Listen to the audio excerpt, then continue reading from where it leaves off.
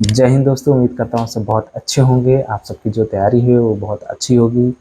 जो भी आप लोग अपना डेली टारगेट बना रहे होंगे उसको आप कंप्लीट कर ले रहे होंगे। तो चलिए मैं आपको कौन कौन सी चीज़ें आज बताने वाला हूँ वो चीज़ें आपको बता देता हूँ फटाफट से। मैं आपको ये बताने वाला हूँ सबसे पहले कि जो यूपी पुलिस री एग्ज़ाम की जो आप तैयारी कर रहे हैं, ये जो तैयारी है आपको कहाँ कहाँ पर काम आने वाली है।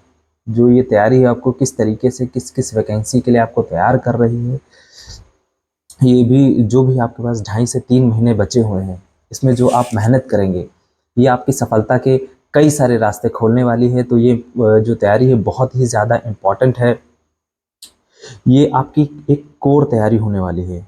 मतलब आप समझिए कि बेस होने वाला है। यदि आप यहाँ पर अच्छे से वर्क कर ले गए तो आप डेफिनेटली अन्य चीज़ों के लिए बहुत ही अच्छा कर ले जाएंगे। फिर दूसरी चीज़ मैं बताऊंगा कि जो यूपी पुलिस का जो री एग्ज़ाम है वो कब तक हो सकता है। तैयारी के दौरान आप लोगों को कौन कौन सी दिक्कतों का सामना करना पड़ रहा होगा, कहाँ कहाँ आपका टाइम वेस्ट हो रहा है, कौन कौन सी आप गलतियाँ कर रहे होंगे, कौन कौन सी गलती आपको नहीं करनी है और उन गलतियों को कैसे पहचानना है।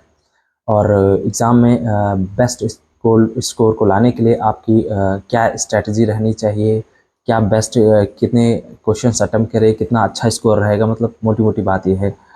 और अपनी कमियों को कैसे पहचानें और यदि आप पहचान ले रहे हैं तो किस तरीके से उनको दूर करा जाए जिससे आप मैक्सिमम टू मैक्सिमम अपना जो स्कोर है वो इम्प्रूव कर सकें।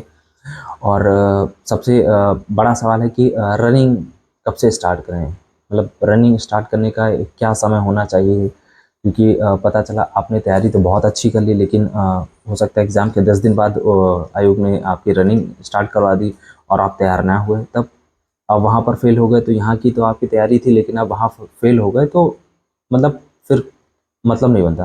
तो फिर आपको ये एक तैयारी का उसी का हिस्सा है, तो आपको इसको भी तैयार करना है। तो दोस्तों वीडियो थोड़ा सा लंबी होने वाली है, तो आप लोग जो वीडियो है उसको अंत तक देखें। तो जो वीडियो की स्पीड है उसको 2x पे कर लें।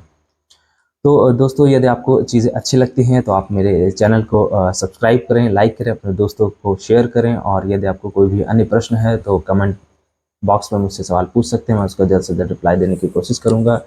तो इसी तरीके की कुछ इन्फॉर्मेशंस मैं अपने चैनल पर डालता रहता हूँ, तो आप उन वीडियोस को भी देखें और मेरे चैनल को सब्सक्राइब करें। तो चलिए शुरू करते हैं। तो सबसे पहले मैं बताने वाला हूँ कि ये जो आप तैयारी, यदि आप इसकी तैयारी यूपी पुलिस की अच्छे से कर लेते हैं, मतलब अभी के लिए आपको फोकस जो है, क्योंकि पहले नियर अबाउट यही है, तो जो फोकस है आपको यही तैयारी रखनी है, फोकस इसी पर रखना है। लेकिन इसके साथ में आपकी कौन कौन सी तैयारी हो जा रही है जो आपको पता भी नहीं चल रहा है। सबसे पहले जो सबसे नियर अबाउट है वैकेंसी, जो कि जिसका आवेदन अभी 15 अप्रैल से, आज कितनी हो गई, आज 11 होगी, तो 15 अप्रैल से उसका आवेदन स्टार्ट हो जाएगा। आप सभी लोग भरें। उस भर्ती का नाम है आरपीएफ कांस्टेबल प्लस एसआई की वैकेंसी। बहुत ही अच्छी वैकेंसी है, आप लोग इसी के साथ में तैयारी कर सकते हैं। सिलेबस मैं आपको बता देता हूँ, सिलेबस सेम है एकदम। बस क्या है, वहाँ पर हिंदी थी, यहाँ पर हिंदी नहीं है। बाकी तीनों चीज़ें GK GS reasoning maths same है। तो यदि आपने वहाँ पर अच्छे से तैयारी करी है तो यहाँ पर आपको तैयारी करने की ज़रूरत नहीं पड़ेगी, आप यहाँ पर ऑटोमेटिक ही तैयार हो जाएंगे। प्लस यहाँ पर हाइट का भी थोड़ा सा एडवांटेज मिल जाएगा। जिन लोगों को थोड़ा सा डाउट लग रहा है, जैसे यू पुलिस कांस्टेबल के लिए 168 हाइट मांगी जा रही है, तो जिन लोगों को लग रहा है कि उनकी थोड़ा सा कम है या फिर थोड़ा सा डाउट में है, मतलब, तो यहाँ पर उनके लिए काफ़ी अच्छा एडवांटेज, क्योंकि यहाँ पर जो हाइट है वो 165 है।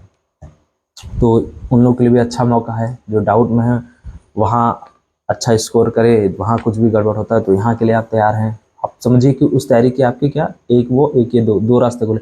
अभी तीसरा रास्ता कौन सा है, अभी यूपी एसआई की भी वैकेंसी आने वाली है, आएंगी, आयोग जिस भी तरीके से आती हैं, तो आप उसके लिए भी तैयार हो जाएंगे। देखिए नंबर ऑफ क्वेश्चंस जो है या फिर टाइम, वो तो, या फिर निगेटिव मार्किंग, वो तो चीज़ें चेंज हो सकती है, लेकिन जो कोर जो चीज़ है, जो सब्जेक्ट है, जो तैयारी है, वो आपकी ये कोर रहने वाली है। यूपीएसआई में सब कुछ सेम रहेगा। हिंदी भी आएगी आपकी, जीके जीएस भी आएगा, रीजनिंग भी आएगी, मैथ्स भी आएगी, सब कुछ सेम। बस क्या होगा, मूल विधि थोड़ा सा इसमें आ जाती है, तो वहाँ पर थोड़ा सा मेहनत करनी होगी, बाकी आप बहुत ही अच्छे से कर ले जाएंगे। फिर आप जो ये एसएससी जीडी की वैकेंसीज आती रहती हैं, यहाँ पर आप बहुत ही अच्छा परफॉर्म करने वाले हैं। यदि आप इसकी बहुत अच्छे से तैयारी कर लेते हैं तो यहाँ पर आपको कोई किसी भी प्रकार की कोई दिक्कत नहीं होने वाली है। प्लस कुछ लोग जो हैं क्योंकि एसएससी सीएचएसएल का भी फॉर्म आया हुआ है, तो कुछ लोग यहाँ पर भी डालेंगे फॉर्म, तो यहाँ पर भी आपको मदद करने वाली है इसकी तैयारी। बस क्या होगा, वहाँ पर हिंदी रहती थी, यहाँ पर हिंदी ना होकर के इंग्लिश हो जाएगी, इंग्लिश हो जाएगी, जीके जीएस हो जाएगा, और मैथ्स हो जाएगी, रीजनिंग हो जाएगी। तो सिर्फ एक हल्की सी मेहनत करनी है और आपकी तैयारी हो जाएगी। तो आप समझे कि जो तैयारी है ये कोर तैयारी है, ये बहुत ही इंपॉर्टेंट है। अपने समय को वेस्ट ना करें, अपने समय को अच्छी जगह लगाएं और अपनी जो चीज़ें हैं तैयार करें। आपका ये जो 2.5 से 3 महीने की मेहनत है, ये आपको कहाँ से कहाँ पहुँचा देगी आप जान भी नहीं सकते। आपका सोशल स्टेटस बदल सकता है, आपके माँ बाप के सपने पूरे हो जाएंगे, बहुत कुछ बदल जाएगा दोस्तों। तो चलिए अभी बात कर लेते हैं यूपी पुलिस कांस्टेबल का जो री एग्ज़ाम है वो कब तक हो सकता है। देखिए अभी के लिए तो जो अभी आप लोगों ने देखा होगा नोटिस एक वायरल हो रही थी कि वहाँ पर जो है आयोग ने मांगा था कि भाई अपने जो जनपद है वहाँ के स्कूलों के बारे में बताएं, कहाँ पर क्या सीट, कहाँ पर एग्ज़ाम कराएं। तो ये चीज़ तो आप वो चीज़ एकदम सही वो चीज़ हो चुकी है, तो आयोग अपनी तरफ से लगा हुआ है। तब भी जैसे कि इलेक्शन आया हुआ है, इस चीज़ के चलते मान के चलिए आप जून जुलाई तक आपके पास टाइम है, वहाँ तक आप तैयारी कर सकते हैं। 2.5 से 3 महीना आपके पास बहुत ही अच्छे से आप मान के चलिए, कोई दिक्कत नहीं है। और हाँ यार, सबसे पहले टाइम वेस्ट मत करिए, किसी भी चीज़ को लेकर के टाइम वेस्ट करना ही नहीं है। कौन क्या कर रहा है, कौन आईपीएल देख रहा है, कौन मूवी देख रहा है, कौन कहाँ वेस्ट कर रहा है टाइम, इस चीज़ से मतलब होना ही नहीं चाहिए आपको। कितना भाई साहब, सिर्फ 2.5 से 3 महीने अपने आप को एकदम लॉक कर लीजिए, किसी से कोई मतलब मत रखिए, सिर्फ तैयारी करिए। आईपीएल देखना इंपॉर्टेंट नहीं है, लेकिन आईपीएल से सवाल आपका तैयार होना चाहिए कि किसने सबसे ज़्यादा रन बनाए, किसने सबसे ज़्यादा विकेट लिए, ये चीज़ आपकी तैयार होनी चाहिए। तो अपना जो पर्सपेक्टिव है वो बदलिए, इसी तरीके से रखिए कि आपकी जो काम की चीज़ है वो चीज़ आपको ले लेनी है, बाकी चीज़ें जो वेस्ट ऑफ टाइम है उस चीज़ को आपको हटा देना। इस तरीके से आप अपने जो है नज़रिया बनाइए, जो कि बहुत ज़्यादा हेल्पफुल रहेगा। और फिर मैं बताता हूँ कि आपको बेस्ट स्कोर क्या रहेगा यदि आप कर रहे हैं। तो जैसे ये तो पिछली बार भी बताया गया था कि बेस्ट स्कोर आप मान के चले 110 क्वेश्चन से 100 से 110 क्वेश्चन यदि आप कर ले रहे हैं, तो आपका जनरल के बता रहा हूँ, तो आप बहुत ही अच्छा स्कोर कर ले जाएंगे।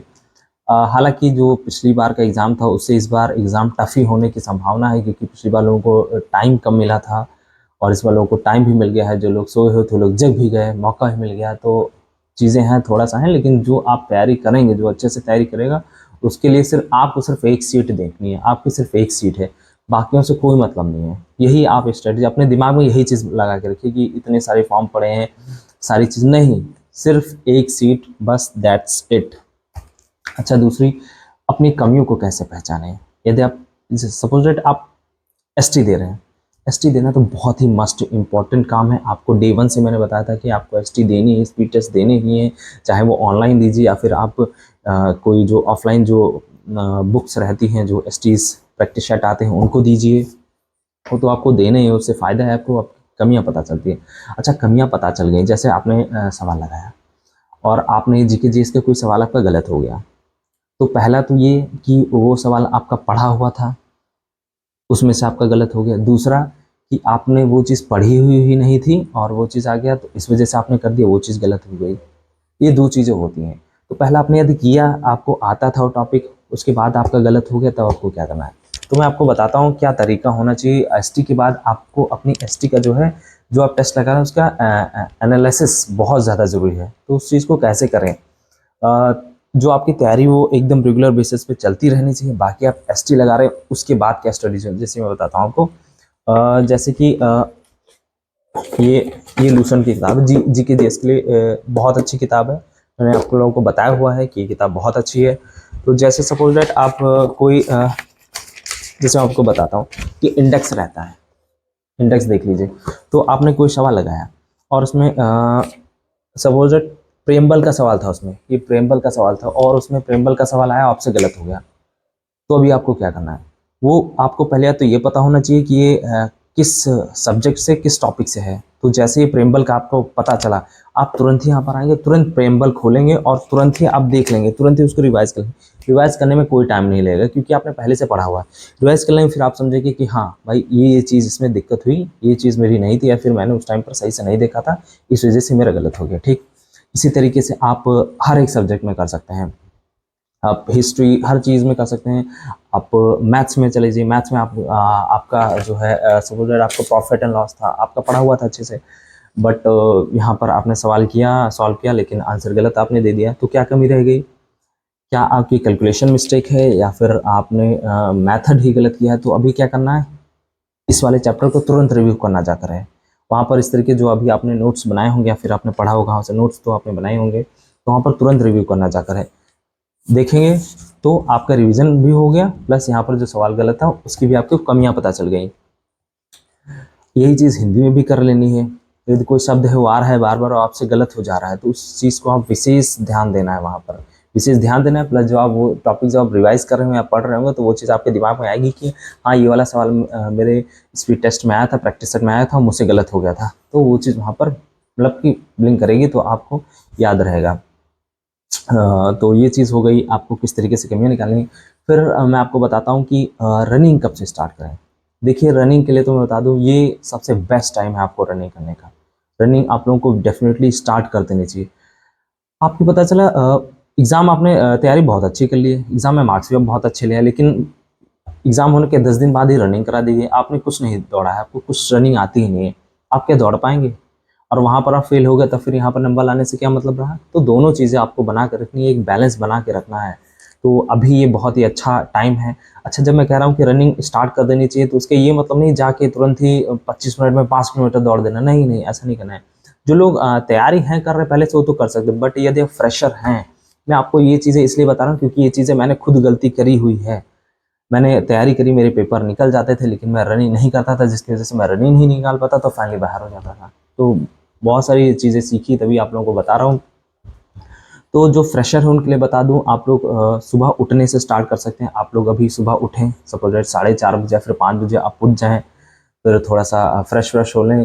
फिर आपको जो भी जितने राउंड हैं, या फिर आप ग्राउंड पर दौड़ रहे हैं तो वहाँ पर राउंड, या फिर आप दूरी पर हैं तो वहाँ पर उस तरीके से आपको क्या करना है। जब फ्रेश होना है तो सिर्फ आपको इतना देखना है फर्स्ट डे से कि हाँ, मुझे 2 से 2.5 किलोमीटर सिर्फ वार्म अप करना है, मतलब चलना नहीं है, सिर्फ हल्के हल्के दौड़ना है, हल्के हल्के दौड़ना है, कतई कोई प्रेशर नहीं, कोई फोर्स नहीं, बहुत ही आराम से। इससे होगा क्या, आपकी बॉडी को पहले जो आप रनिंग के दौरान जो हीट होती है, उस चीज़ को सहने की क्षमता बनानी है। बॉडी पहले ये तो पहचाने कि हाँ, मैं इतनी हीट सह सकता हूँ, तो उस चीज़ के लिए पहले आपको तैयार करना है। पहले दिन आप suppose that 1 kilometre he warm up कर पाएँ हल्का सा, फिर आप 2 किलोमीटर। अच्छा, जब आप रनिंग पे जा रहे हैं तो उससे पहले आप थोड़ा बहुत वार्म मतलब एक्सरसाइज कर लें, स्ट्रेचिंग कर लें। थोड़ा सा आप देख लेंगे यूट्यूब पे स्ट्रेचिंग कैसे करें, तो बहुत आराम मिले। स्ट्रेचिंग करने के बाद ही आप रनिंग स्टार्ट करें, या फिर हल्का हल्का वार्म अप स्टार्ट करें। पहले दिन गए आप 1 किलोमीटर वार्म अप करें, दूसरे दिन आप हल्का सा 1 किलोमीटर फिर के, तीसरे दिन हल्का सा 1.5 बताएं, फिर 5, फिर जैसे भी करके आपका स्ट्रेंथ बन जाएगी। और फिर आप जैसे 5 किलोमीटर तक, या फिर 25 मिनट तक, या फिर आप इतना ही बना लें कि हाँ, मुझे पहले दिन टाइमिंग वाली तो फिलहाल देखना नहीं है, या फिर टाइमिंग आपको देखना भी है तो इतना देखना है कि हाँ, मुझे जो मैं वार्म अप कर रहा हूँ, जो फ्रेशन है एकदम कतई, तो 20 मिनट क्या मैं सिर्फ इस तरीके से वार्म अप कर पा रहा हूँ दौड़ते हुए। तो ये चीज़ आपको करनी है सिर्फ, या फिर 25 मिनट या फिर 30 मिनट आपको सिर्फ वार्म अप करना है। सिर्फ आपको जो हीट है उसको एब्जॉर्ब करना है, उसकी क्षमता को सहना है। फिर जो भी टेक्निक है वो आगे देखनी है। डाइट के लिए आप जब आप रनिंग कर रहे हैं तो आप कुछ नहीं, सुबह जब आप करके आ रहे हैं तो रनिंग करके आ रहे हैं, एक्सरसाइज करके आ रहे हैं, तो आप चने खाइए, बाकी नॉर्मल खाना खाइए, बस कोई दिक्कत नहीं। बाकी जो भी चने अच्छे वैसे रहता है, जो भी थोड़ा बहुत प्रोटीन हो वो चीज़ खा सकते हैं। बाकी आपका जो भी भाई हो जो तैयारी कर चुका हो, या फिर जिसकी अच्छी रनिंग हो, उससे आप कंसल्ट कर सकते हैं क्या चीज़ें करनी हैं। तो दोस्तों, यही सारी चीज़ें हैं। तो यदि आप ये जो तैयारी है वो आपके जो 2.5 से 3 महीने हैं, जो मंथ है, इनको आपको कतई वेस्ट नहीं जाने देना है। ये आपकी लाइफ का बहुत ही इम्पॉर्टेंट पार्ट होने वाली है। तो आपको आप अपने माँ बाप का सपना साकार कर सकते हैं। सोचिए, आप 2.5 से 3 महीने की मेहनत आपको कहाँ से कहाँ पहुँचा देगी। तो आप लोग एकदम कंसंट्रेट होके कंसिस्टेंसी बनाए रखिए, कहीं पर किसी के भी चक्कर में मत आइए, कोई भूल में मत आइए। कुछ आईपीएल बर्थडे शादी वादी कुछ नहीं, रिश्तेदारी एकदम भूल जाओ, कुछ नहीं, कोई रिश्तेदार नहीं मेरा। कोई कहे भैया आप नहीं आते, कह दो नहीं आना, जब सफल हो जाएंगे तो आएंगे, बात खत्म। ठीक है दोस्तों, तो आप लोग, उम्मीद करता हूँ आप लोगों को चीज़ें समझ में आई होंगी और आप लोग चीज़ें फॉलो करेंगे, और ऑन भी चीज़ों को लेकर के वीडियो अपना टाइम